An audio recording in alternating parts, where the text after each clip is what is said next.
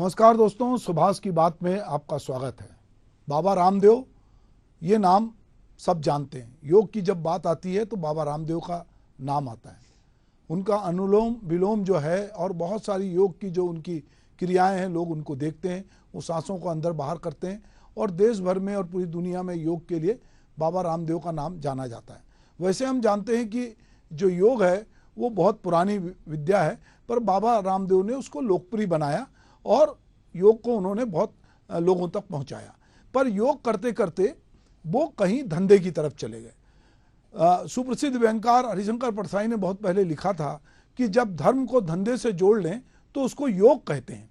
तो बाबा ने कहीं ना कहीं पंतजलि जो उनका संस्थान है, जिसके जरिए वो बहुत सारी दवाइयाँ बनाते हैं, वो दवाई बनाते रहे और उन्होंने बढ़ चढ़ के, चूँकि वो थोड़े बड़बोले भी हैं, तो बढ़ चढ़ के बहुत सारे दावे करते रहे, विज्ञापन करते रहे और उन्होंने एलोपैथी दवाइयों को कोसना शुरू किया। और यहाँ तक कोरोना में, जब पूरी दुनिया में कोरोना संकट से जूझ रही थी, तब उन्होंने कहा कि हमने कोरोना की भी दवाई खोज ली है, पर बाद में वो दावे झूठे निकले।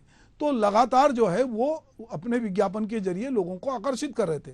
लोग उनकी योग विद्या के कारण वो धीरे धीरे ये बताने लगे थे कि योग से सब संभव है। जब उनको लगा कि योग उस तरह से काम नहीं आ रहा है तो फिर उन्होंने दवाई का कारोबार कर लिया। और आज की तारीख में जो बाबा रामदेव और उनकी कंपनी है, अरबों खरबों की कंपनी है और बहुत लोग जानते हैं कि वो उत्पाद नहीं बनाते, उसमें ब्रांडिंग करते हैं। तो सुप्रीम कोर्ट ने योग गुरु रामदेव की तरफ से सह स्थापित और हर्बल उत्पादों का कारोबार करने वाली कंपनी पंतजलि आयुर्वेद को कई रोगों के संबंध में अपनी दवाओं के बारे में विज्ञापन से जुड़े झूठे और भ्रामक दावों को लेकर आगाह किया। सुप्रीम कोर्ट का कहना है कि पंतजलि आयुर्वेद से ऐसे सभी झूठे और भ्रामक विज्ञापनों को तुरंत रोकना होगा। अदालत ऐसे किसी भी उल्लंघन को बहुत गंभीरता से लेगी। दूसरी ओर इस मामले में रामदेव की तरफ से सफाई भी आई। रामदेव का कहना था कि अगर हम झूठे हैं तो हम पर 1000 करोड़ रुपए का जुर्माना लगाया जाए। उन्होंने कहा कि हमने गलती की है तो हम मौत की सजा के लिए भी तैयार हैं। हालांकि यह पहली बार नहीं है जब बाबा रामदेव उनकी कंपनी पंतजलि विवादों से घिरी हो। इसके पहले भी पंतजलि आयुर्वेद और उनके उत्पाद विवादों से घिरे रहे। पंतजलि के गाय के घी की गुणवत्ता पे सवाल 2022 में पंतजलि के गाय के घी की मिलावट सामने आई थी। उत्तराखंड के खाद्य सुरक्षा विभाग की तरफ से किए गए परीक्षण में शुद्ध गाय का भी घी खाद्य सुरक्षा मानकों पे खरा नहीं उतरा था। पंतजलि शुद्ध गाय घी का नमूना उत्तराखंड के टिहरी में एक दुकान से लिया गया था।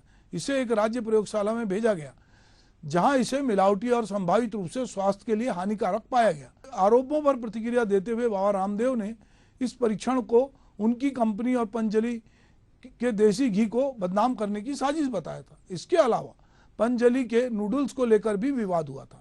दिसंबर 2022 में बीजेपी नेता और सांसद ब्रजभूषण शरण सिंह ने बाबा रामदेव को मिलावटखोरों का राजा करार दिया था। उन्होंने पंतजलि के उत्पादों के खिलाफ देशव्यापी आंदोलन शुरू करने की धमकी भी दी थी। बाबा रामदेव की पंतजलि को सुप्रीम कोर्ट ने चेतावनी देते हुए कहा कि अगर आप भारी जुर्माना आप पे लगाया जाएगा।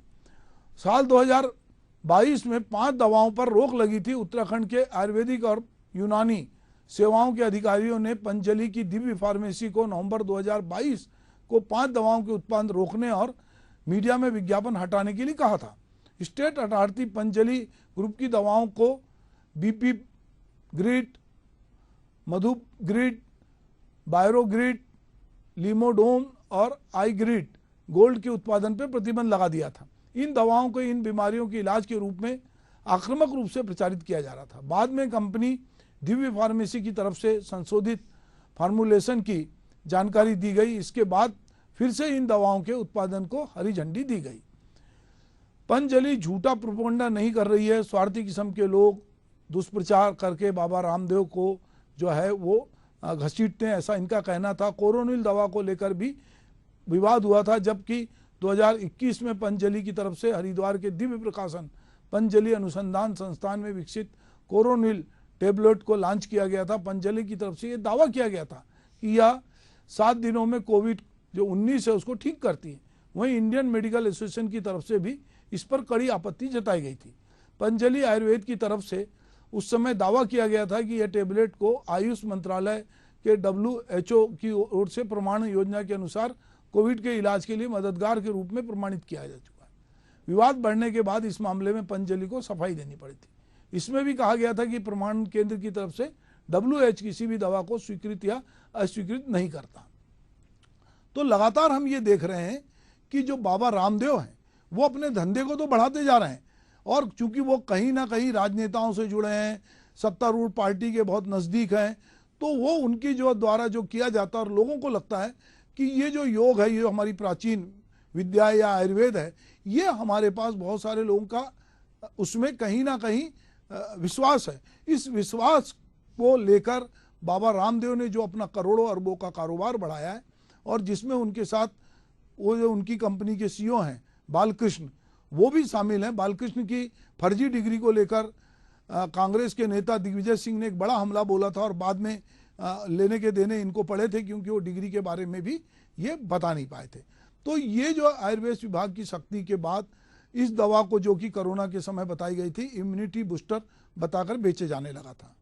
सुप्रीम कोर्ट ने जो है वो बार बार कह रहे हैं कि हम मृत्युदंड के लिए तैयार हैं, हम पे 10,000 रुपये का जुर्माना लगाएं, पर वो कहीं ना कहीं जो है वो सुप्रीम कोर्ट को भी लगा कि ये कोर्ट को भी बेवकूफ़ बना रहे हैं, और ये लगातार भ्रामक विज्ञापन कर रहे हैं। इनको समझाई दे जा रही कोर्ट, पर ये कोर्ट को नहीं मान रहे हैं।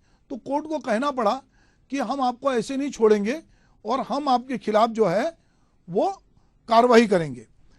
जस्टिस हिना कोहली और जस्टिस असाउद्दीन अमानुल्लाह की बेंच में ये सुनवाई हुई थी, और इस सुनवाई में जो है पतंजलि विज्ञापन जो दिए जा रहे थे अखबारों में और टीवी में, उसको लेकर कोर्ट ने जो है इनको बात की थी। और कोर्ट ने जब इनको आदेश दिया था, तो इन्हें 21 नवंबर के कोर्ट के आदेश होने के बाद भी अगले दिन प्रेस कॉन्फ्रेंस लेके वही बात कही जिसके लिए कोर्ट ने इनको टोका था, और जबकि कोर्ट में इन्होंने कहा था कि ऐसा नहीं होगा। तो ये बार बार अपनी गलती के लिए माफ़ी मांगते हैं, और जो है तो इसलिए कोर्ट कहता है कि आपको जो है माफ़ नहीं करेंगे। और कोर्ट ने यह भी कहा है कि केंद्र जो है उसको भी कटघरे में कोर्ट ने खड़ा किया, और उसने कहा कि ये जो केंद्र का रवैया है, जब ये कोर्ट कह रहा है तो केंद्र इस पर चुप्पी साधता है, तो वो बहुत सारी बातें कह रही। जस्टिस कोहली ने कहा कि हमारे पास आयुर्वेद के लिए सवाल हैं, आपने पतंजलि का नोटिस जारी किया है, उनमें जवाब दाखिल किया है, जवाब हमारे सामने नहीं है, हम सोच रहे हैं क्यों ऐसा है। तो लगातार कोर्ट जो है बाबा रामदेव के कामकाज पर या उनकी जो दवाई कंपनी है उस पर सवाल उठा रही। कोर्ट ने बाबा रामदेव के योग के लिए सेवाओं की तारीफ भी की, पर लगातार। तो ये बात केवल रामदेव तक सीमित नहीं है। अब हम चलिए थोड़ा आगे बढ़ते हैं। हमारे देश में हर दूसरा आदमी एक प्रकार से सलाहकार डॉक्टर है। हम देखते हैं कि इस समय जो सोशल मीडिया प्लेटफॉर्म है उस पर अगर हम यूट्यूब पे जाते हैं तो इतने सारे लोग हमको इलाज बताते दिख जाते हैं कि हमको लगता है कि पता नहीं, और कोई रोक टोक नहीं है। वो कई तरह की दवाएं जो हैं, तरह तरह के जो हैं नुस्खे बताए जाते हैं, तरह तरह की शक्तिशाली दवाएं जो हैं वो एलोपैथी को एक तरफ रख के वो अपनी तरह की दवाएं, चाहे उसमें सेक्स वर्धक ताकत बढ़ाने की बात हो, चाहे घुटने के इलाज की बात हो, चाहे पेट के किसी प्रकार की समस्या की बात हो, हर तरह बाल झड़ने की बात हो। तो जो डॉक्टर नहीं भी हैं वो लोग रोज टीवी चैनल पर या इस तरह के सोशल मीडिया पे बैठकर बहुत तरह की दवाएं बता रहे हैं। तो ये जो नीम हकीम खतरे जान है ये लगातार बढ़ रहे हैं। पहले तो इनके साफा खाने होते थे तो वहाँ कम से कम पढ़ा लिखा होता था, या गाँव में कोई वैद्य होता था तो वो अनुभव से वो बहुत सारी चीज़ें सीखता था। बैगा होता था तो वो जड़ी बूटियों के आजमाई हुई चीज़ करता था। पर अभी जो हमारा सोशल मीडिया और ख़ास करके यूट्यूब के जरिए और बाकी अन्य ग्रुप के जरिए बहुत सारी दवाएं बताने का काम चल रहा है। बहुत सारे लोग जैसे वो खाने की रेसिपी बताते हैं ऐसे ही लोग दवाई बता रहे हैं, और बहुत सारे लोग इनके झांसे में आ रहे हैं और वो इनकी बताई दवाइयों का जो दवाइयाँ हैं उनका इस्तेमाल कर रहे हैं, और वो दवाइयाँ लोग भेज भी रहे हैं, उसमें पैसे भी जमा कर रहे हैं। तो हम ये देखते हैं कि एक अलग तरह का जो है अपढ़ता का, अज्ञानता का और लोगों को छलने का एक नया तरीका है, क्योंकि लोग कहीं ना कहीं किसी न किसी तरह के कष्ट में, बीमारी में ग्रसित हैं, और उनको लगता है कि उनको सस्ता इलाज कैसे मिलेगा। तो चूंकि लोगों के पास बहुत महंगे अस्पताल तक जाने की व्यवस्था नहीं है, तो उनको लगता है कि चलिए सबके हाथ में मोबाइल है, तो मोबाइल पर ही बहुत सारे उपचार दिखाए जा रहे हैं और वो उनके झांसे में आते हैं। और कई बार हम ये देखते हैं कि बड़ी बड़ी सेलिब्रिटी जो हैं वो भी इस तरह के जो उपचार हैं जो बहुत प्रमाणिक नहीं है उनकी सिफारिश करते दिखते हैं। तो लोगों को उन सेलिब्रिटियों पे भरोसा है, बाबा रामदेव जैसी हस्तियों पे भरोसा है और बहुत सारे लोगों पर भरोसा है, और उनको लगता है कि ये परंपरागत ज्ञान से आ रहा है, आयुर्वेद से आ रहा है, आयुर्वेद बहुत पुराना है। तो ये बहुत तरह की जो इस समय हमारे पूरे देश दुनिया में जो ये एक नए तरह का इलाज जो है जिसको लोग बेच रहे हैं वो हो रहा है और उस पर कोई रोक टोक नहीं है। ये तो अलग बात है कि रामदेव कोर्ट में गए, सुप्रीम कोर्ट ने उनको फटकार लगाई और उनने माफ़ी मांगी, पर चूंकि उनके पास अब अरबों खरबों रुपया है तो वो विज्ञापन देते हैं और वो विज्ञापन बड़े बड़े टीवी चैनल पे चलते हैं, अखबारों में छपते हैं, बड़े बड़े होर्डिंग लगते हैं। तो लोगों को लगता है कि जब एक योग के जरिए इतना नाम कमाने वाला बाबा रामदेव जैसे जो सरकार के सबसे सिपल सालार जो होते सबसे पावरफुल लोगों के आजू बाजू बैठता है, वो आदमी जब ये कह रहा है तो गलत कैसे कहेगा। इसी तरह बड़े बड़े फिल्म अभिनेता जब किसी चीज़ का प्रचार करते हैं तो लोगों को लगता है कि ये तो सही होगा, यही इसको इस्तेमाल करते होंगे, इस तरह का तेल लगाते होंगे, इस तरह की मलहम लगाते होंगे, इस तरह की दवाई खाते होंगे। तो ये एक हमारे यहाँ वर्चुअल दुनिया में एक तरह का फ्रॉड चल रहा है और ये हमारी बीमारियों को लेकर है, हमारी कमजोरियों को लेकर है और इस पर सरकार अभी तक कोई रोक टोक नहीं लगा पाई है।